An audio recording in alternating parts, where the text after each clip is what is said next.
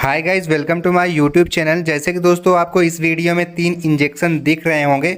सो दोस्तों इस वीडियो में आपको बताने वाला हूं कि इन तीनों इंजेक्शन का यूज सबसे ज़्यादा किन रोगों में किया जाता है, और दोस्तों साथ में ये भी बताने वाला हूं कि इसका डोज जो है पेशेंट को किस प्रकार से दिया जाता है और इसके साइड इफेक्ट क्या हो सकते हैं, और इस इंजेक्शन का प्रयोग जो है किन कंडीशन में पेशेंट को नहीं दिया जा सकता। ये सारा कुछ आज की इस वीडियो में आपको बताने वाला हूँ।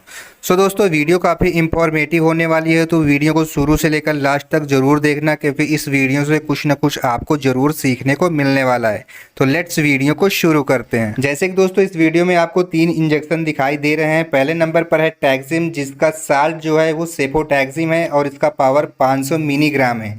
एक नंबर पे ये हो गया। दूसरे नंबर पर डेक्सामेथासोन है और तीसरे नंबर पर है टेरिफाइलिन। तो दोस्तों अगर हम इन तीनों इंजेक्शन को एक साथ डिस्पोजल पे लेते हैं, और दोस्तों आपको बता दूं कि इन इंजेक्शन को डिस्पोजल में किस प्रकार से उठाया जाता है।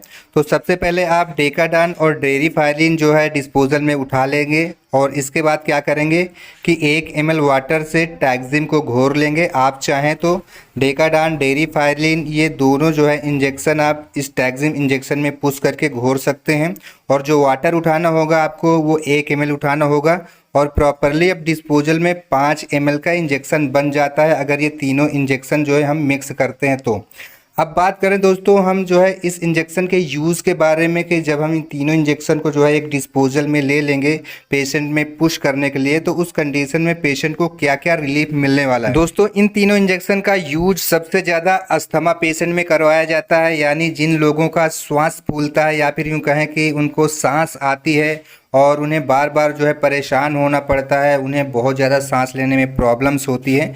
तो ऐसी कंडीशन में इस विधि का प्रयोग जो है करवाया जाता है। ऐसे इंजेक्शन का प्रयोग जो है सबसे ज़्यादा पेशेंट को करवाया जाता है। यदि पेशेंट को फेफड़ों संबंधित जो है डिजीज़ है, फेफड़ों में इन्फेक्शन है और उसी की वजह से पेशेंट को सांस लेने में तकलीफ़ होती है, या फिर यूँ कहें कि सांस फूलती है, तो ऐसी कंडीशन में इसका प्रयोग सबसे ज़्यादा करवाया जाता है। लेकिन दोस्तों इसके और भी यूजेस हैं, जैसे कि पेशेंट में स्नोफिल्स बढ़ जाते हैं, उन्हें सर्दी जुकाम बार बार होते रहते हैं, तो ऐसी कंडीशन में भी जो है इस प्रकार से इंजेक्शन पेशेंट को दिया जा सकता है। यदि पेशेंट को बलगमी खांसी आती है तो ऐसी कंडीशन में भी दिया जा सकता है।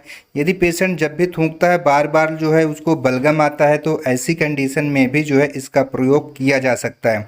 और कभी कभी दोस्तों क्या होता है कि जब पेशेंट को कोल्ड होता है, उसको सर्दी जुकाम फीवर होता है, तो ऐसी कंडीशन में भी इस इंजेक्शन का प्रयोग करवाया जाता है। इस विधि का जो है प्रयोग किया जाता है, यानी इन तीनों इंजेक्शन को एक साथ डिस्पोजल में मिक्स करके पेशेंट को दिया जाता है।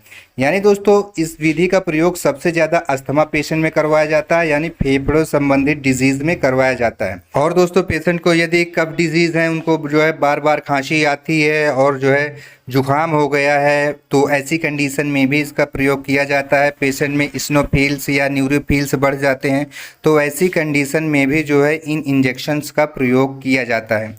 अब दोस्तों बात करते हैं हम इसके साइड इफ़ेक्ट के बारे में, कि इसके साइड इफ़ेक्ट क्या क्या हो सकते हैं।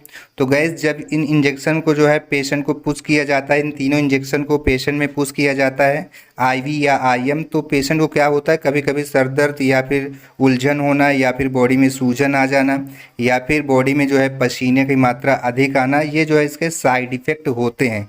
लेकिन दोस्तों आपको बता दूं कि इसका जो डोज है वो सिर्फ और सिर्फ अपने डॉक्टर सलाह द्वारा ही करवाया जाता है। इसे खुद से ट्राई नहीं किया जाता है, क्योंकि जो इसके डोजेज होते हैं वो पेशेंट के बॉडी वेट पर निर्भर करते हैं।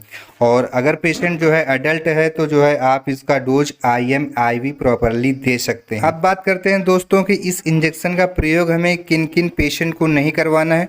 तो यदि पेशेंट हाइपर सेंसिटिव पेशेंट है, बीपी लेवल जो है पेशेंट का बहुत ज़्यादा बढ़ा रहता है, तो ऐसी कंडीशन में इस कंडीशन से पेशेंट को इंजेक्शंस नहीं दिए जाते हैं।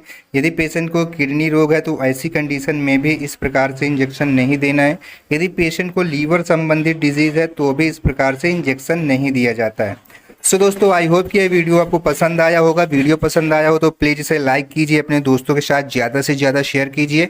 यदि फिर भी आपके मन में कोई कन्फ्यूज़न है, कोई सवाल है, तो बेशक आप हमें कमेंट बॉक्स में कमेंट करके अपने सवाल पूछ सकते हैं। तो फिर मिलता हूँ मैं अपने नेक्स्ट वीडियो में, तब तक के लिए धन्यवाद एंड बाय बाय।